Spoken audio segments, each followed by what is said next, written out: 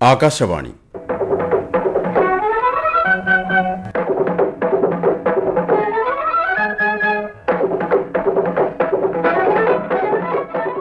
തിരുവനന്തപുരം പ്രാദേശിക വാർത്താ വിഭാഗം അവതരിപ്പിക്കുന്ന വാർത്താ തരംഗിണി.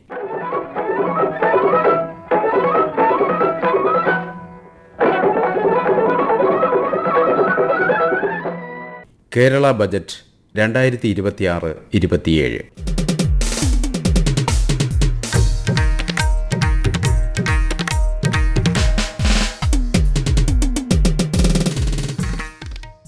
ജനകീയ ക്ഷേമ പദ്ധതി പ്രഖ്യാപനങ്ങളുമായി 2026-27 സാമ്പത്തിക വർഷത്തേക്കുള്ള കേരളത്തിന്റെ ബജറ്റ് ധനമന്ത്രി KN ബാലഗോപാൽ നിയമസഭയിൽ അവതരിപ്പിച്ചു. കഴിഞ്ഞ 5 വർഷക്കാലം കൊണ്ട് തനത് നികുതി വരുമാനത്തിലും നികുതി ഇതര വരുമാനത്തിലും വർധന ഉണ്ടായതായി മന്ത്രി പറഞ്ഞു. ബജറ്റ് അവതരിപ്പിച്ചുകൊണ്ട് ധനമന്ത്രി KN ബാലഗോപാൽ. സർ, 10 വർഷം മുമ്പുള്ള കേരളമല്ല ഇന്നത്തെ കേരളം.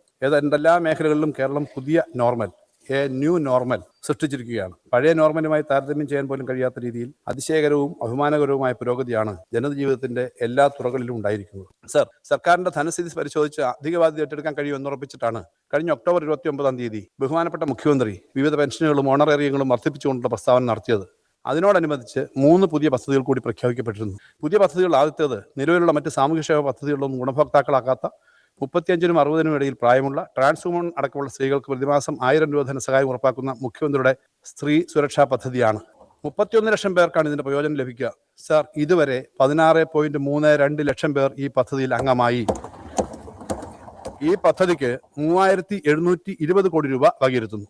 സർ, രണ്ടാമത്തേത് അഭ്യസ്ത വിദ്യരും തൊഴിലിനായി വിവിധ പരിശീലനങ്ങളിൽ ഏർപ്പെട്ടിരിക്കുന്നവരുമായ ചെറുപ്പക്കാർക്ക് ഒരു പ്രോത്സാഹന സഹായം എന്ന നിലയിൽ പ്രഖ്യാപിച്ച് നടപ്പിലാക്കിയ മുഖ്യമന്ത്രിയുടെ കണക്ട് വർക്ക് സ്കോളർഷിപ്പ് എന്ന പദ്ധതിയാണ്. സർ, 5 ലക്ഷം ചെറുപ്പക്കാർക്ക് ഇതിന്റെ പ്രയോജനം ലഭിക്കും. ഇതുവരെ ഈ പദ്ധതിയിൽ 68,731 പേർ രജിസ്റ്റർ ചെയ്തിട്ടുണ്ട്. ആദ്യ മാസത്തെ സ്കോളർഷിപ്പ് തുക വിതരണം ചെയ്തു കഴിഞ്ഞു. മുഖ്യമന്ത്രിയുടെ കണക്ട് വർക്ക് സ്കോളർഷിപ്പ് പദ്ധതിക്കായി 400 കോടി രൂപ മാറ്റിവെക്കുന്നു. സർ, മൂന്നാമത്തേത് കുടുംബശ്രീ CDSകൾ ADSകൾക്കുള്ള 2025 നവംബർ 1 മുതൽ പ്രതിമാസം 1000 രൂപ പ്രവർത്തന ഗ്രാന്തായി നൽകാനുള്ള തീരുമാനമായിരുന്നു. 19,470 ADSകൾക്ക് ഇതിന്റെ പ്രയോജനം ലഭിച്ചു തുടങ്ങി.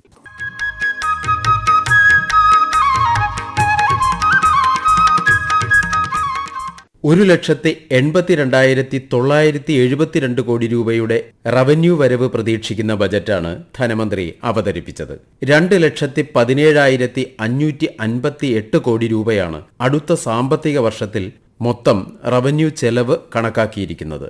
34,586 കോടി രൂപയാണ് റവന്യൂ കമ്മി. 51,378 കോടിയുടെ പൊതുകടവും 19,384 കോടിയുടെ മൂലധന ചെലവുമാണ് 2026-27 സാമ്പത്തിക വർഷത്തിൽ കണക്കാക്കിയിരിക്കുന്നത്.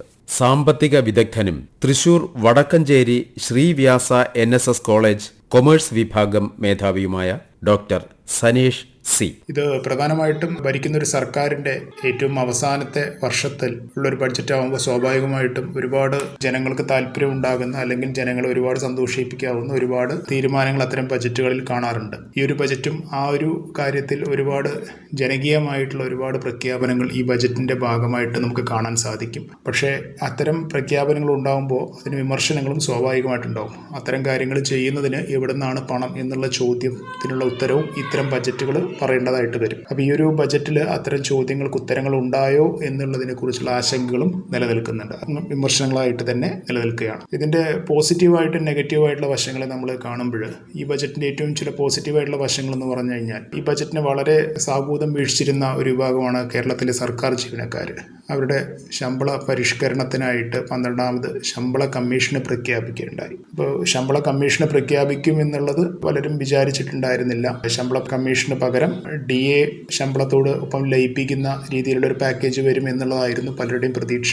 പക്ഷേ ശമ്പള പരിഷ്കരണത്തിനായിട്ട് 5 വർഷത്തിൽ ശമ്പള പരിഷ്കരണം എന്നുള്ള സർക്കാരിൻ്റെ നയം നടപ്പിലാക്കുകയുണ്ടായി. അതൊരു വളരെ പോസിറ്റീവായിട്ടുള്ള ഒരു വശമായിട്ട് കാണാം. അതുകൂടാതെ മുടങ്ങിക്കിടന്നിരുന്ന DR കുടിശ്ശികകളൊക്കെ തന്നെ പൂർണ്ണമായിട്ടും നൽകാനുള്ള ഒരു തീരുമാനം ധനകാര്യമന്ത്രി പ്രഖ്യാപിച്ചിട്ടുണ്ട്.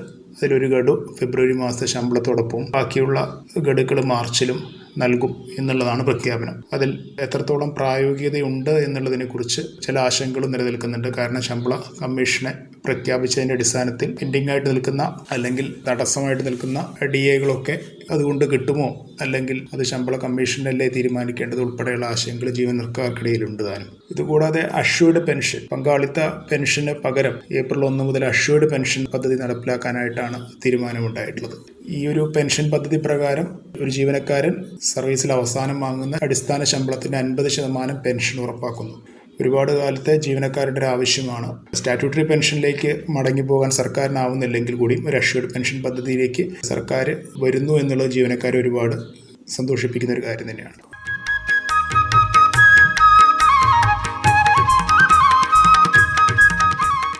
സംസ്ഥാനത്തെ സ്കൂൾ കുട്ടികൾക്കുള്ള സൗജന്യ യൂണിഫോം വിതരണത്തിനായി 150 കോടി രൂപയും BPL വിഭാഗത്തിൽ ഉൾപ്പെടുന്ന കുട്ടികൾക്കുള്ള സ്കോളർഷിപ്പിന് 7.9 കോടി രൂപയും വകയിരുത്തി.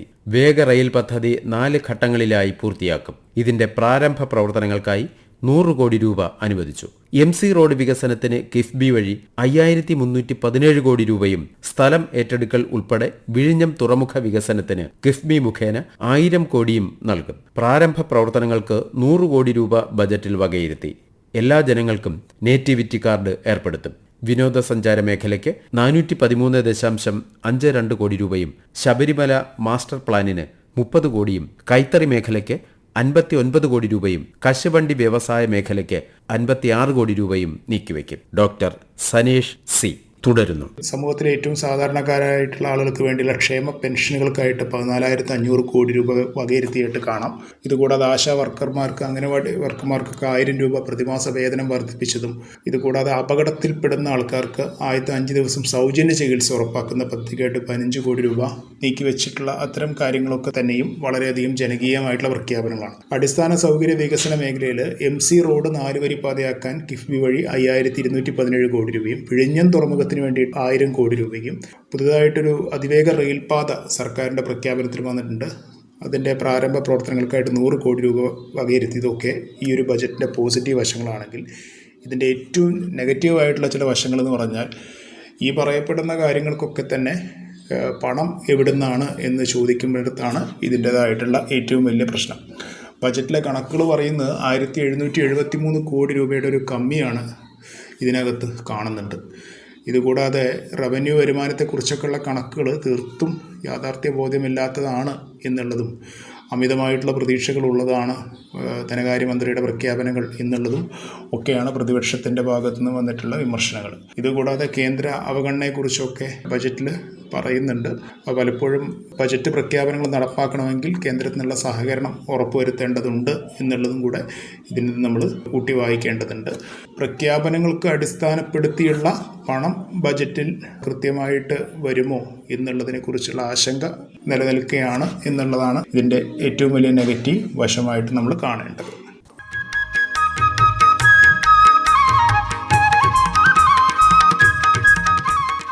ക്ഷേമ പെൻഷനുകൾക്ക് 14,500 കോടിയും സ്ത്രീ സുരക്ഷാ പദ്ധതിക്കായി 3,820 കോടി രൂപയും ബജറ്റ് വകയിരുത്തി. സ്ത്രീകളുടെയും കുട്ടികളുടെയും വികസനത്തിന് 454.81 കോടി രൂപ മാറ്റിവെച്ചു. പൊതുവിദ്യാഭ്യാസ മേഖലയിലെ പിന്തുണ പ്രവർത്തനങ്ങൾ തുടരുന്നതിനായി 1,128.71 കോടി രൂപ വകയിരുത്തിയിട്ടുണ്ട്. അങ്കണവാടി വർക്കർമാർ, പ്രീ പ്രൈമറി അധ്യാപകർ, ആശാപ്രവർത്തകർ, സാക്ഷരതാ പ്രേരക്മാർ എന്നിവരുടെ വേതനം 1000 രൂപ വർദ്ധിപ്പിച്ചതായും മന്ത്രി പ്രഖ്യാപിച്ചു. സാക്ഷരതാ പ്രേരക്കായ ശ്രീമതി ലില്ലി ഭായ്: ഇപ്പം സർക്കാർ ഞങ്ങൾക്ക് 1000 രൂപ കൂടെ ഇപ്പോഴത്തെ ബഡ്ജറ്റിൽ ഉൾപ്പെടുത്തിയിട്ടുണ്ട്. വളരെ സന്തോഷം. പക്ഷെ നമുക്ക് ഇതുവരെ ഒരു ജോലി സ്ഥിരത തരികയോ ഒരു ഡെയിലി വേജസ് എന്ന പരിഗണന തരികയോ നമുക്ക് ചെയ്തിട്ടില്ല. തുല്യനീതിക്ക് തുല്യ വേതനം എന്നൊക്കെ പറയുന്നുണ്ടെങ്കിൽ അത് നമുക്ക് ഇതുവരെ അനുവദിച്ച് തന്നിട്ടില്ല. 60 വയസ്സ് കഴിഞ്ഞാൽ നമുക്ക് പെൻഷനൊന്നും ഇല്ലാതെ പോകണം. പിന്നെ നമ്മൾക്കൊരു മരുന്നിനോ ഒന്നിനും ഉള്ള ഒരു രൂപ പോലും പെൻഷനൊന്നും ഇല്ല. അതുകൊണ്ട് ഒന്നേ ഞങ്ങൾക്ക് ഞങ്ങളുടെ ജോലി സ്ഥിരത ഉറപ്പിച്ച് തരികയോ അല്ലെങ്കിൽ വയസ്സ് കൂട്ടുകയോ ചെയ്യണം ജോലിക്കുള്ള. എന്നാലും ഒരുവിധം നമുക്ക് മുന്നോട്ട് പോകാൻ പറ്റും.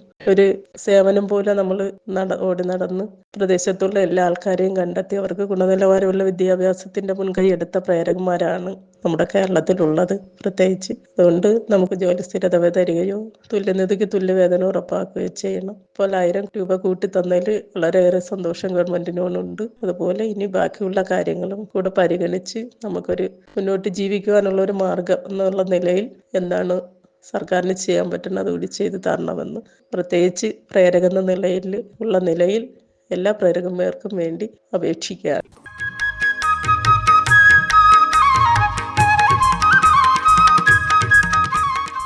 ശമ്പളവും പെൻഷനും നൽകാനായി KSRTCക്ക് പ്രതിമാസം 125 കോടിയോളം രൂപ നൽകും.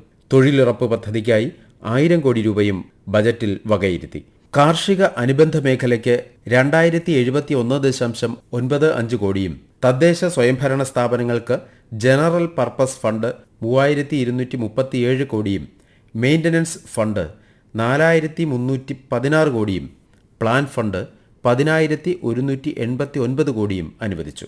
വിഴിഞ്ഞം തുറമുഖത്തു നിന്നും ചവറയെയും കൊച്ചിയെയും ബന്ധിപ്പിക്കുന്ന റയർ എർത്ത് കോറിഡോർ ചവറയിൽ സ്ഥാപിക്കും.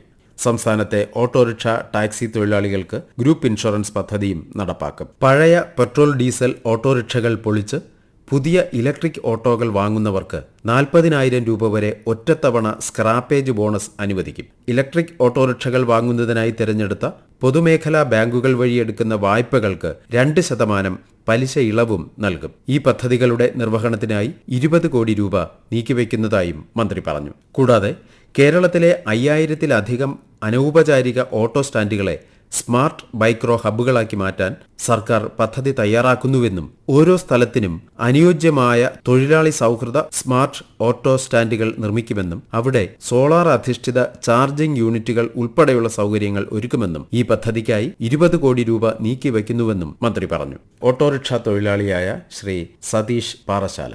സംസ്ഥാന ബഡ്ജറ്റിൽ ഓട്ടോ തൊഴിലാളികൾക്ക് ക്ഷേമനിധി ഏർപ്പെടുത്തിയിട്ടുണ്ട് എന്നറിഞ്ഞു. അതുപോലെ തന്നെ ഇലക്ട്രിക് ഓട്ടോ വാങ്ങുന്നതിന് 40,000 രൂപ ധനസഹായം ഉണ്ടെന്നും അത് ഓട്ടോ തൊഴിലാളികളെ സംബന്ധിച്ചിടത്തോളം വളരെ നല്ല കാര്യമാണ്. പിന്നെ ഞങ്ങളെ സംബന്ധിച്ചിടത്തോളം ഞങ്ങൾ അന്നന്ന് ഓട്ടോ ഓടി ജീവിക്കുന്ന ഒരു സാഹചര്യമാണ്. അന്നന്ന് കിട്ടുന്ന പൈസയ്ക്ക് ഉപജീവന മാർഗം തേടി പോകുന്ന തൊഴിലാളികളാണ്. അതുപോലെ നല്ല രീതിയിലുള്ള ഓട്ടോ സ്റ്റാൻഡ് ക്രമീകരിക്കുന്നതും വകയിരുത്തിയതിൽ വളരെ സന്തോഷമുണ്ട്. അതുപോലെ തന്നെ ഇലക്ട്രിക് ഓട്ടോ ചാർജിംഗ് സ്റ്റേഷൻ കൂടുതലായി ക്രമീകരിക്കുന്നു എന്നും അതും വളരെയേറെ ഞങ്ങളെ സംബന്ധിച്ചിടത്തോളം ഓട്ടോറിക്ഷ തൊഴിലാളികളെ സംബന്ധിച്ചിടത്തോളം വളരെ പ്രയോജനമുള്ളൊരു കാര്യമാണ്. ഇന്നത്തെ ഈ പെട്രോൾ ഡീസൽ വില അനുസരിച്ച് നോക്കുകയാണെങ്കിൽ നമുക്കറിയാം ഇലക്ട്രിക് ഓട്ടോ നമുക്ക് വളരെയേറെ ഗുണം ചെയ്യും എന്നുള്ളതാണ്. പിന്നെ ഈ സർക്കാർ പ്രഖ്യാപിച്ച കാര്യങ്ങളൊക്കെ ബഡ്ജറ്റിൽ പ്രഖ്യാപിച്ച കാര്യങ്ങളൊക്കെ നല്ല രീതിയിൽ നടന്നു കിട്ടിയാൽ അത് വളരെ നന്നായിരിക്കും എന്നുള്ളതാണ് ഞങ്ങൾ തൊഴിലാളികളെ സംബന്ധിച്ചിടത്തോളം. അത് വളരെ നല്ല ഒരു കാര്യമാണ്. കൂടാതെ ഈ ക്ഷേമനിധിയുടെ കാര്യങ്ങളൊക്കെ കുറച്ച് വർഷങ്ങൾക്ക് മുമ്പേ ഇതൊക്കെ തുടങ്ങിയിരുന്നുവെങ്കിൽ കുറച്ചുകൂടെ തൊഴിലാളികൾക്ക് ഫലപ്രദമാകുമായിരുന്നു എന്ന് തോന്നുന്നുണ്ട്. എന്തായാലും ഇതൊക്കെ വളരെ ഒരു നല്ല ഒരു പ്രഖ്യാപനം എന്ന് തന്നെയാണ് പറയേണ്ടത്.